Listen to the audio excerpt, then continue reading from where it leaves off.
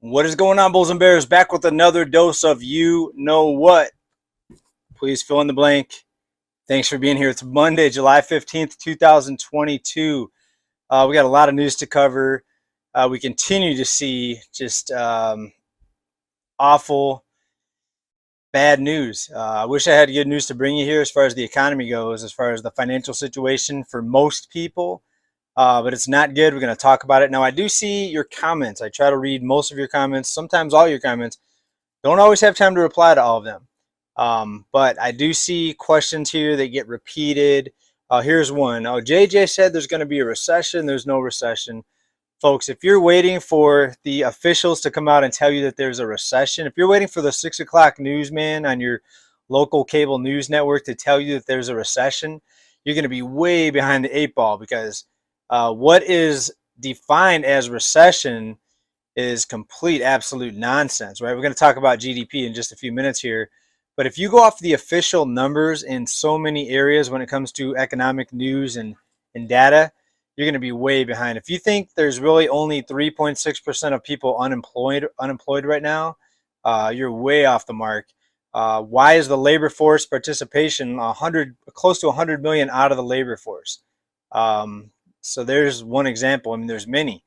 Inflation, the official number, completely bogus, irrelevant. Of course, that's what's put out there that 99.9% of the people see and believe. So we talk about it here because the official numbers is what kind of catches people's attention. But when you look behind the scenes or behind the facade, there's a lot worse numbers behind it.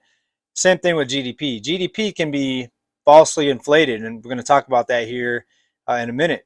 But I hope everybody's doing well. It's been in the 80s here in my neck of the woods in La Mesa, so it's been very nice. I was going to do some more walk and talk videos. I'll talk about why not later this video. It's kind of an embarrassing thing. But let's get into some news here. Now, first of all, GDP. Do you really believe what is being told or what is being sold or put out there as GDP? Let's talk about GDP. And GDP is the number that is looked at as far as the official definition or declaration of a recession. And what they say is 2 negative quarters of negative GDP growth or a drop in GDP means that there's a recession. Here's the problem. If you send out enough stimulus checks, if you make it so where people don't have to pay their rent, if you make it to where people don't have to pay their mortgage, people will have more money than to spend, and that would make the GDP officially higher than it really is. So you can hold off recession for a long time. Well, let's talk about some news here because I wanted to mention that because people were asking me down in the comments. Walmart cuts profit outlook as inflation forces shoppers to spend more on necessities. So the money, a lot of the money, I'd say most of the money is going into the gas tank. It's going into utility bills, energy. It's going towards rent. It's going towards these outrageous mortgage payments that people got themselves trapped into over the past few years with these home prices being where they are.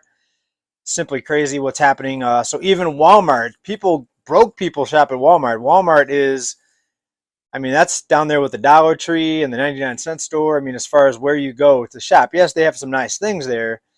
But Walmart, when Walmart is missing earnings, that tells you that people are tapped out, because that, in many cases, is the last resort for people once they approach being broke or already broke with the 99-cent store, the Dollar Tree, etc. Recent article here, cracks in subprime auto, fears of repo revival aren't yet drying up Wall Street financing, right? So big investment companies are coming in buying these bonds. Bonds are essentially bundles of loans, and they're buying them off of the finance companies. And therefore, the finance companies don't have to worry as much about all these people defaulting. See how it works? So if you can always monetize the debt, if you can always find a buyer of last resort, and sometimes it's the Fed, other times it's other institutions that get basically free money from the Fed, then you can keep on giving out loans, right? So that's why I say this is a controlled economic decline. It's not going to be a crash. There's still a lot of things happening. A lot of things have been happening to control the drop in the economy. Think about if there were no buyers for these bonds, for these subprime loans. You would see prices plunge because banks would have to stop lending. They would have to completely shut off the money supply. They would completely shut off the loans, except for maybe people with good credit. And that would cause a plunge, but that's not happening. So yes, we're going to see some declines in auto prices, I think, here. We're going to see some declining home prices. We're already starting to see that. And but it's not going to be a crash. There's a lot of things happening behind the scenes that most people don't realize what's happening. More news here. Miss Yellen's out there, Treasury Secretary Janet Yellen downplays U.S. recession risk as economic reports loom. Again, there we have that word recession. What they call recession and what most people would define as a recession are two completely different things. When 70% of the population is living paycheck to paycheck, shouldn't that be a recession? When most people have less than $1,000 in their savings account, shouldn't that be defined as a recession? Another recent article here out of Bloomberg. More than 8 million American renters are behind on their rent. And this is recent. We're not talking about 2020 news here. People sometimes say, I say the same thing over and over, that there's no new news. This is all recent news. And people that say things are getting better, this is a recovery. 8 million Americans are late on rent as of just the previous month. Shouldn't that already make it to where we call this a recession? Just that by itself. Census Bureau survey shows 15% of renters aren't caught up. 15% of renters. More will feel the squeeze as leases come due in the summer. Yeah, because the summer is a big moving month, so we haven't even seen the worst of it yet. Washington Post, inflation is making homelessness worse. We've been telling you that for years. It's going to continue to get worse. Shouldn't that be a sign of recession, that we have surging homelessness? Yet nobody cares. Nobody talks about it. All they do is look at the GDP. Simply crazy. It's insane. The types of data that are looked at as far as reporting what's happening in the economy, if there's a recession or not a recession. Please let me know what you think down in the comments. I think it's beyond insane. Another recent article here. Half of older Americans can't afford essential expenses. Well, I thought the unemployment number was low. How can this be? The unemployment number is in the 3.6% range, nearly the lowest in 50 years. It's still hovering around 50-year lows. How can this be that half of Americans can't afford essential expenses when unemployment's so low? That doesn't make any sense, right? Because these are not good paying jobs, folks. The cost of living is skyrocketing. Incomes are not keeping up, especially people on fixed incomes, not keeping up. When it comes to Social Security, they're going to pay out the recipients as little as possible, and they're going to use a fake inflation number to justify the amount that they pay out to these retirees, Social Security.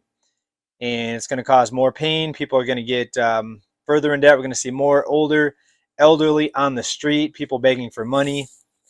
We already are seeing food lines surging again, worse now than what it was even pre-pandemic. So where is the recovery? This is a recession. If you think it's not a recession, maybe you're living in a different area than I am. But I see homelessness everywhere. I talk to people. People are in debt. Even the surveys that they put out there, 70+% of the people are not happy with the economy. If people weren't in so much debt, maybe they would be happy with the economy. But that's what's happening, folks. So hope you guys like this update. Please let me know what you think down in the comments. Thanks for being here, for supporting this channel. To my Patreons, where's my crutches at? My crutches are over here. Hang on. I explain why I am in crutches, and this is the reason why I haven't done more out and about videos. I have an interview to give you and a couple other things I have on the agenda as far as shooting footage for this channel. And now I'm on crutches, it makes it more difficult. So it's going to be more here from my home studio. But for my Patreons, I explained the silly, embarrassing reason why I'm on crutches. I did something pretty stupid. For my Patreons, link down below for my Patreon. Thanks for supporting this channel. Even if you're not a Patreon, thank you for being here watching this video. Link down below if you'd like to support me, by the way. But thank you for being here. Big love to everybody. Keep stacking. Peace.